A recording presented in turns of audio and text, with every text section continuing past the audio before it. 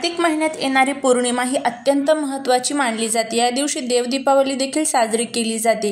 दिवाळीचा उत्सव म्हणून ओळखला जाणारा हा दिवस कार्तिक पौर्णिमेच्या दिवशी भगवान शंकराने त्रिपुरासूर नावाच्या राक्षसाचा वध केला होता। त्रिपुरासुराचा वध अंत झाल्यानंतर आनंदाने देवांनी संपूर्ण स्वर्ग दिव्यांनी उजळून टाकलं। त्याला दीपावलीचे स्वरूप देण्यात आले, म्हणून कार्तिक पौर्णिमेला त्रिपुरारी पौर्णिमा, किंवा मग त्रिपुर पौर्णिमा असं देखील म्हणतात। या दिवशी पवित्र नद्यांमध्ये भगवान श्रीहरी विष्णू वास करतात, यामुळे या दिवशी पवित्र नद्यांमध्ये स्नान करायला विशेष महत्त्व आहे।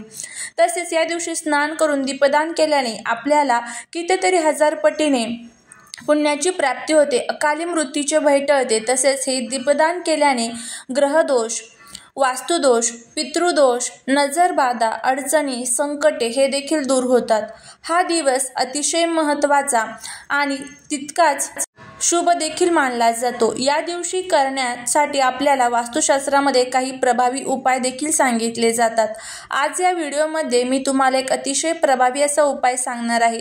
उद्या शुक्रवार कार्तिक पौर्णिमेच्या दिवशी आपल्याला हा उपाय करायचा आहे। तुम्ही काहीच केले नाही तरीही चालेल, फक्त सकाळीच या झाडाचं एक पान आपल्याला घरामध्ये घेऊन यायचे आहे आणि हे पान आणल्यामुळे कोणताही शत्रू हा घरी येऊन माफी मागेल।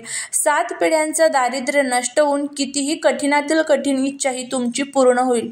अखंड लक्ष्मी घरामध्ये निवास करेल, लक्ष्मी प्राप्ती होईल, प्रत्येक कामात तुम्हाला यश मिळेल। असा हा एक उपाय तुम्हाला करायचा आहे। तुम्ही हा व्हिडिओ तुमच्या फ्रेंड्स आणि फॅमिली बरोबर शेअर करा।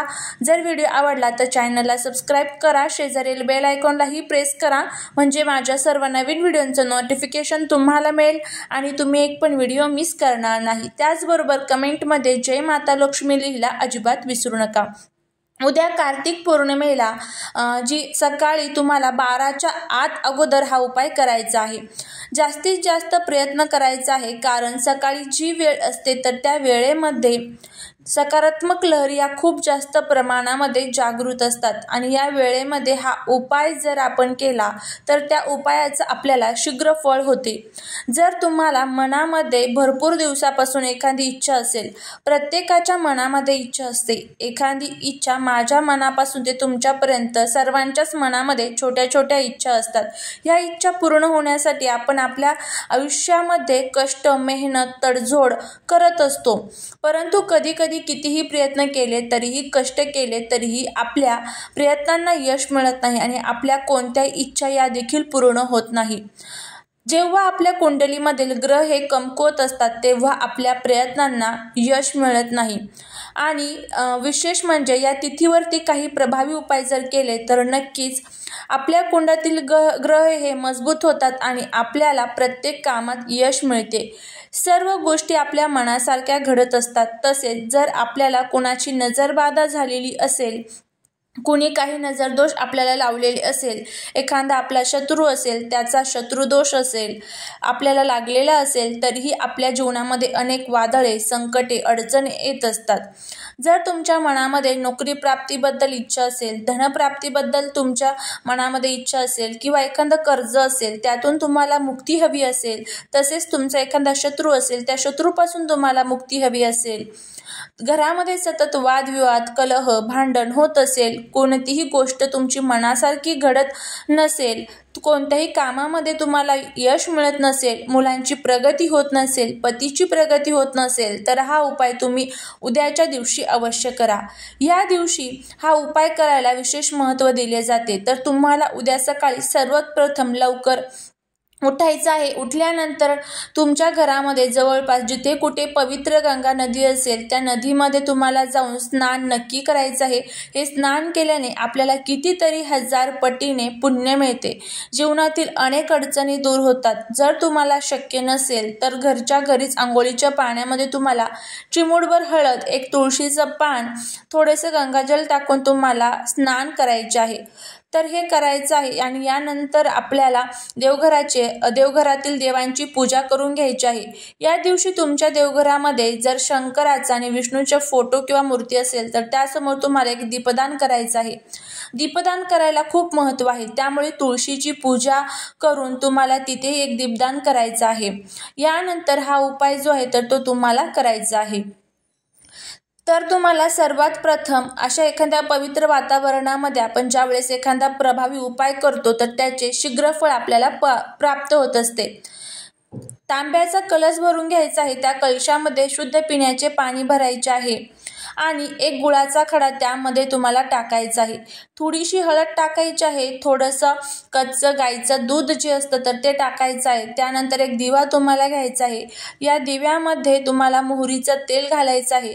जर मोहरीचं तेल तुमच्याकडे नसेल तर जे तेल तुम्ही देवघरासाठी पूजेसाठी वापरत असाल तर ते तुम्हाला त्या दिव्यामध्ये घालायचं आहे. अगदी चिमूटभर पिवळी मोहरी त्या दिव्यामध्ये तुम्हाला टाकायची आहे. जर पिवळी मोहरी नसेल तर मोहरीचं तेल तुमच्याकडे नसेल तर शुद्ध गाईचं तूप जे असतं तर ते तुम्ही त्या दिव्यामध्ये टाकू शकता. त्यानंतर थोडेसे तांदूळ घ्यायचे आहेत. या सगळ्या वस्तू घेऊन तुम्हाला जायचं आहे पिंपळ वृक्षापाशी. तुमच्या घराजवळ जिथे कुठे पिंपळाचं झाड असेल तिथे जायचं आहे. गेल्यानंतर सर्वात प्रथम ते तांदळाचे दाणे घेऊन आणि दिवा तिथे तुम्हाला प्रज्वलित करायचा आहे. यानंतर आपल्याला त्या झाडाला हळदी कुंकू अक्षदा फुले अर्पण करायचे आहेत आणि जे जल आहे तर ते आपल्याला आपल्या दोन्ही हाताने त्या वृक्षाला अर्पण करायचे आहे.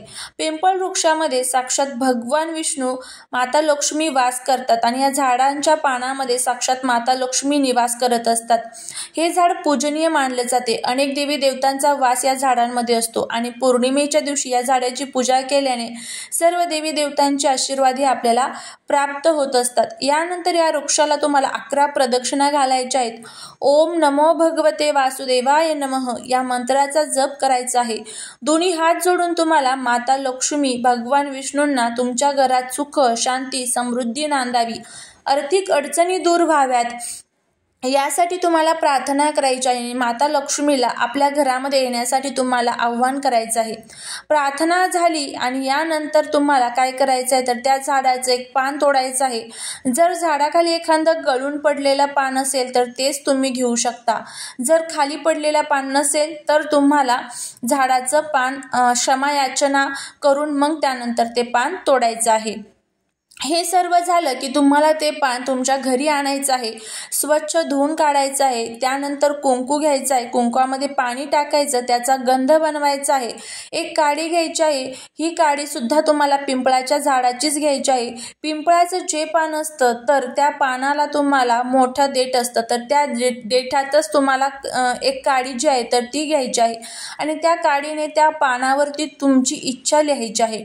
अगदी 2 ते 3 शब्दामध्ये तुम्ही तुमची इच्छा लिहू शकता. इच्छा त्या पानावरती कशी लिहायची तर पहा. जर तुम्हाला नोकरी पाहिजे असेल तर नोकरी मिळवण्यासाठी किंवा मुलांच्या प्रगती होण्यासाठी शत्रूंचा वारंवार त्रास होत असेल तर तो शत्रुदोष नष्ट होण्यासाठी तुम्हाला त्या पानावरती तुमची इच्छा जी आहे तर ती लिहायची आहे. एक प्लेट घ्यायची आहे. प्लेटमध्ये ज्या कुंकवाने तुम्ही त्या पानावरती इच्छा लिहिली आहे तर त्याच कुंकवाने त्या प्लेटमध्ये स्वास्तिक काढायचं आहे. मधले 4 बिंदू द्यायचे आहेत. कडेच्या 2 लाईन काढायच्या आहेत आणि त्या स्वास्तिकवरती तुम्हाला एक मुठभर चण्याची डाळ ज्याला हरभरा डाळ असे म्हणतात तर ती अर्पण करायची आहेत. ही चण्याची डाळ जी असते तर ती भगवान श्रीहरी विष्णूंचं स्वरूप मानले जाते आणि पिंपळाचं पान हे माता लक्ष्मीचं स्वरूप मानलं जातं. आणि त्यानंतर ते जे पान आहे तर ते त्या प्लेटीमध्ये ठेवायचं आहे. देठाचा भाग हा देवांकडे करायचा आहे. माता लक्ष्मीच्या फोटोसमोर आपल्याला हळदी कुंकू अक्षदा अर्पण करायचं आहे. धूप दीप अगरबत्ती लावायची आहे आणि तुम्हाला हे जे पान आहे तर तिथे 5 मिनिटं ठेवायचं आहे आणि व्यंकटेश स्तोत्रमचं पठण करायचं आहे. तुम्हाला महालक्ष्मी अष्टकमचा एक पाठ करायचा आहे आणि माता लक्ष्मीला दोन्ही हात जोडून प्रार्थना करायची आहे. जी इच्छा तुम्ही त्या पानावरती लिहिलेली असेल तर ती इच्छा तुम्हाला पूर्ण होण्यासाठी प्रार्थना करायची आहे. यानंतर संपूर्ण दिवसभर हे पान तुम्हाला तिथेच ठेवायचं आहे. सायंकाळी 5 वाजल्यानंतर हे पान तुम्हाला देवघरामधून उचलायचं आणि तुमच्या घराजवळ जिथे कुठे वाहतं पाणी असेल तर त्या वाहत्या पाण्यामध्ये उचलून तुम्हाला भगवान विष्णू आणि माता लक्ष्मीचं नाव घेऊन तुमची इच्छा व्यक्त करून हे पान तुम्हाला त्या पाण्यामध्ये प्रवाहित करायचं आहे. ज्या दिवशी पवित्र गंगेमध्ये सर्व देवी देवता वास करतात, सर्व देवी देवता स्नानासाठी त्या नदीवरती येतात आणि या नदीमध्ये भगवान विष्णू सुद्धा वास करतात. हे पान आपल्याला त्या पाण्यामध्ये प्रवाहित करायचं आहे. आपली इच्छा व्यक्त करत तुम्ही हे पान त्या वाहत्या पाण्यामध्ये प्रवाहित करू शकता. वाहतं पाणी नसेल तर मग तुम्हाला हे पान एखाद्या देवीच्या मंदिरात, तुमच्या घराजवळ जिथे कुठे देवी देवतांचं मंदिर असेल तर तुम्हाला हे पान तिथे अर्पण करायचं आहे आणि तुमची इच्छा तुम्हाला तिथे व्यक्त करायची आहे. तर अशा प्रकारे हा छोटासा उपाय तुम्हाला उद्या कार्तिक पौर्णिमेला अवश्य करायचा आहे. हा व्हिडिओ जर तुम्हाला आवडला तर नक्कीच चॅनलला सबस्क्राईब करा, शेजारील बेल आयकॉनलाही प्रेस करा, म्हणजे माझ्या सर्व नवीन व्हिडिओचं नोटिफिकेशन तुम्हाला मिळेल आणि तुम्ही एक पण व्हिडिओ मिस करणार नाही. झालेली सेवा ही महाराजांच्या चरणी रुजू करते. व्हिडिओ जर आवडला असेल तर लाईक, शेअर, सबस्क्राईब करायला विसरू नका. श्री स्वामी समर्थ.